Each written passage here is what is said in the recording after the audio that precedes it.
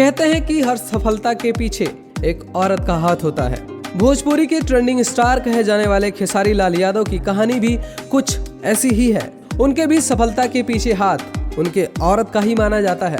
और सवाल ये भी उठता है कि भला उस औरत का खेसारी की जिंदगी में क्या रोल है, जिसका जिक्र हम आपके सामने कर रहे हैं। तो आइए हम आपको सब कुछ बताते हैं।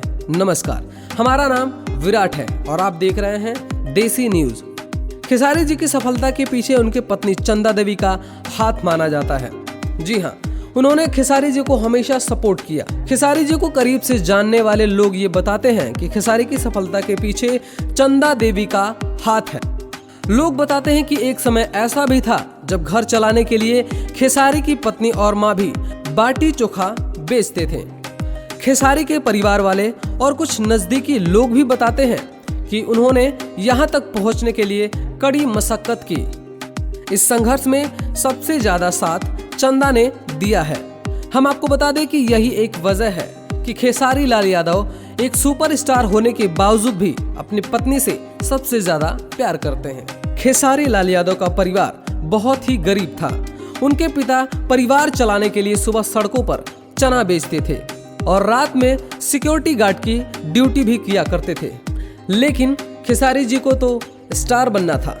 वो बतौर सिंगर अपना करियर बनाना चाहते थे। कुछ दिनों के बाद खेसारी लाल यादव दिल्ली पहुंचे। वहां भी परिवार चलाने के लिए मां और पत्नी के साथ लिट्टी चोखा बेचना शुरू कर दिया। ये कुछ दिनों तक चलता रहा, लेकिन खेसारी ने हार नहीं मानी। आजमाई अपनी किस्मत और किया अपना एक एल्बम, जो कि फ्लॉप हो गई। निराश तो बहुत हुए, लेकिन हार नहीं मानी। उस समय बहुत चर्चित गायक गुड्डू रंगीला के घर पर बतौर नौकर काम करने लगे, क्योंकि उन्हें संगीत जगत में कुछ करना था। फिर क्या, दोबारा से वो अपना एक और एल्बम मार्केट में लॉन्च किया, लेकिन इस बार वो एल्बम फ्लॉप नहीं बल्कि सुपर हिट गया। और इसके बाद से खेसारी ने कभी पीछे मुड़ के नहीं देखा।